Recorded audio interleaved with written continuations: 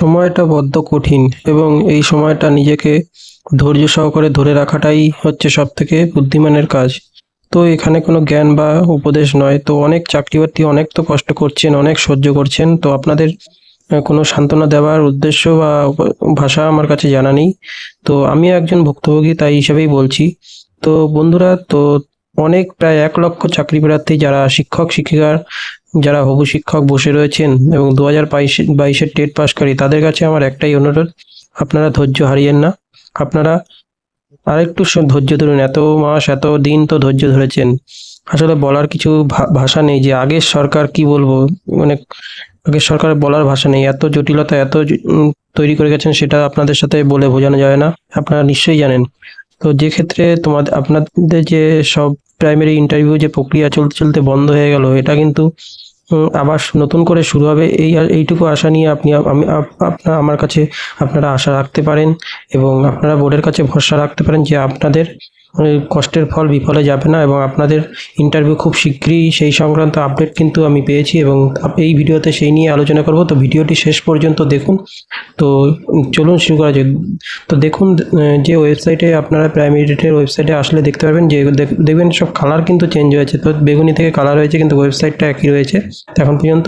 তো এখানে 3টে নোটিশ দিয়েছে। তো এইগুলো কিন্তু প্রাইমারি ইন্টারভিউ টেটের একটাও নয়, আগেই বলে দিই। তো ওয়েবসাইটে প্রচুর ঘোরাঘুরি করছে যে এই নোটিশ চলে এসে এই নোটিশ চলে এসে আপনাদের ভিডিও ক্লিক করে আপনাদের মন পড়ে ভেঙে যাচ্ছে। তো আমি আগেই বলে দিচ্ছি, এগুলো কিন্তু একটাও তোমাদের 3টে যে নোটিশ বেরিয়েছে একটাও কিন্তু তোমাদের প্রাইমারি টেট নিয়ে নয়, সমস্ত কিছু ডিএলএড নিয়ে। তো প্রাইমারি টেটের নোটিশ খুব শীঘ্রই আসবে। তো তার একটি বার্তা আমি এখনই দিয়ে দেবো তোমাদের, যে সময় লেট করব না। তো দেখো, প্রথম যে নোটিশটা তোমাদের যে ফেজটা ছিল সেই ফেজটা আগে তোমাদের দেখিয়ে নিই।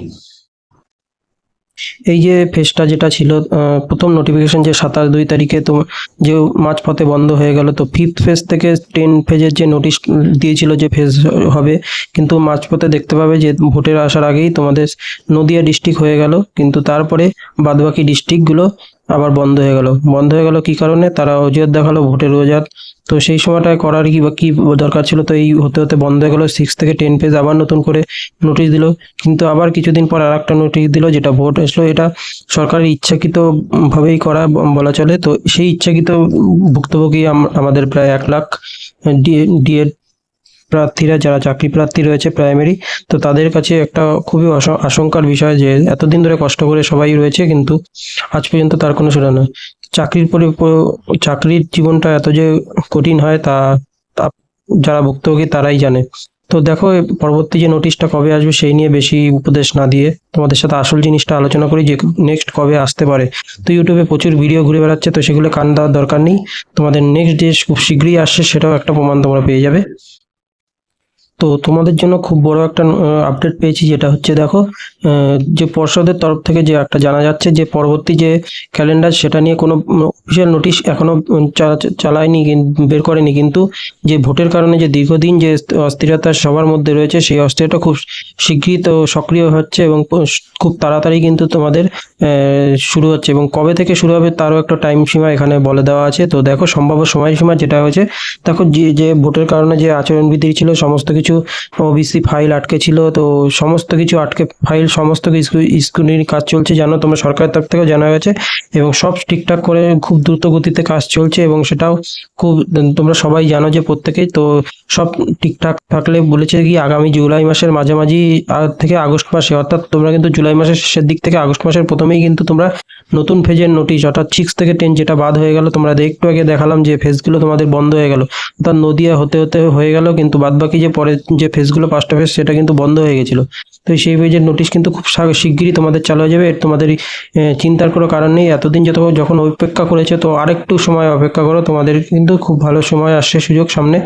তো তারপরে যে নোটিফিকেশন আসার পর নোটিফিকেশন আসার পরে কিন্তু তোমাদের বেশি সময় পাবে না। সেটা তোমরা আগের নোটিশগুলো দেখেছো, তো 7 থেকে 10 দিনের মধ্যে তো সময় পাবে। তো ডকুমেন্টগুলো তোমরা আবার অনেকেই অনেক কিছু জোগাড় করতে পারোনি বা হারিয়ে ফেলেছো। তো বিশেষ করে ওবিসিদের যে কেসটা রয়েছে, তো সেক্ষেত্রে কিন্তু ওবিসিরা তোমরা একটু কষ্ট করো। তো যে রাজ্য সরকার যা করে গেছে তার মাসুল তার কি বলা যাবে, তা আমরা এই ছাত্ররাই ভুক্তভোগী, সেগুলো তোমরা আর কিছু বলার নেই। তো সামনের দিনগুলো ভালোভাবে কাটানোর জন্য তোমরা এইটুকু কষ্ট অবশ্যই করো।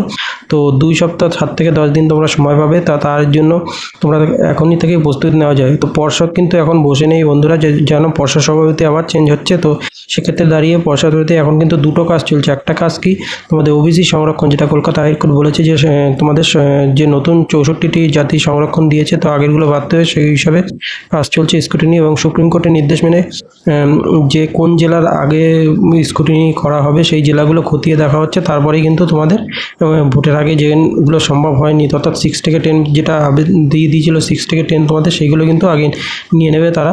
তো তারপরেই কিন্তু প্রথমে কিন্তু দেখছো যে ছোটো জেলাগুলো নিয়ে নিচ্ছে, তার সঙ্গে 2-1টা করে বড় জেলা নেওয়া হচ্ছে। তো সেইভাবেই কিন্তু পরবর্তীতেও আগাবে আশা করা যায়। তো এই জন্য তোমাদের কী আছে, তোমাদের কিন্তু নলেজটা, তোমাদের ডেমো ক্লাসগুলো সেগুলো আগে থেকে এবং ডকুমেন্টগুলো তোমরা এখনই রেডি করে রাখো, কারণ অনেকেই অনেক কিছু মানে এই অবস্থায় কী করবে বুঝতে পারছিল না। তো এবং অফিসিয়াল ওয়েবসাইট, শুধুমাত্র এই অফিসিয়াল ওয়েবসাইটেই কিন্তু তোমরা ফলো রাখো, এছাড়া আর অন্য কোনো ওয়েবসাইট কিন্তু তোমরা ফলো করো না। আমি যে ওয়েবসাইটটা তোমাদের দেখালাম একটু আগে, তো এই যে সরকারি ওয়েবসাইটটা আমি দেখাচ্ছি, তো এই ওয়েবসাইটের লিঙ্কে কিন্তু তোমরা ফলো করে এখানেই নোটিশগুলো তোমরা পেয়ে যাবে।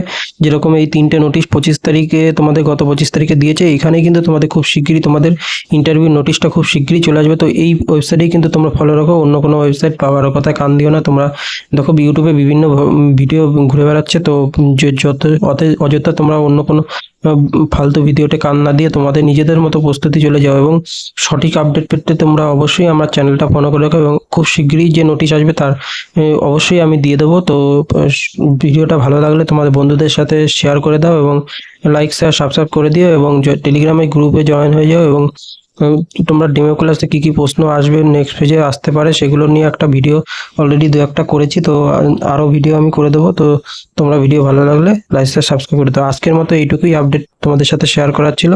তো তোমরা চালিয়ে যাও, আরেকটু অপেক্ষা করো। Thank you.